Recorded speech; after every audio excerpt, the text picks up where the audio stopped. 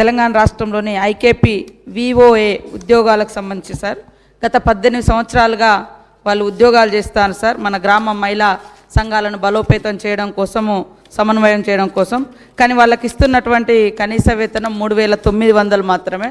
కాబట్టి పెరుగుతున్నటువంటి నిత్యావసర వస్తువులు, జీవన ప్రమాణాలకు అనుగుణంగా వారు అడుగుతున్నది విఓఏలు మరి 26,000 రూపాయలు నెలవారీ జీతంగా ఇవ్వాలని, అదేవిధంగా సెర్పు ఉద్యోగులుగా గుర్తించాలని, ఉద్యోగ భద్రత కల్పించాలని కోరుతా ఉన్నారు. మరి గ్రామాలలో మహిళా సంఘాలను బలోపేతం చేస్తూ ఆర్థికంగా, సామాజికంగా మహిళలు ముందుకు రావడం కోసం మరి విఓఏలు మరి ఎంతో కృషి చేస్తున్న సందర్భంగా వారికి ఖచ్చితంగా ప్రభుత్వము ఉద్యోగ భద్రత, అదేవిధంగా మరి జీవిత బీమా, మరి కనీస వేతనాలు పెంచాలని కోరుకుంటా ఉన్నాం సార్.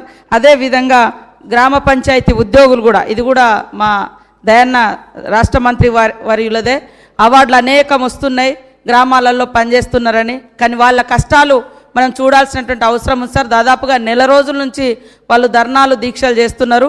వారి సమస్యను చర్చించి వాళ్ళకు న్యాయం చేయాలని ఈ సందర్భంగా కోరుకుంటా ఉన్నాం సార్.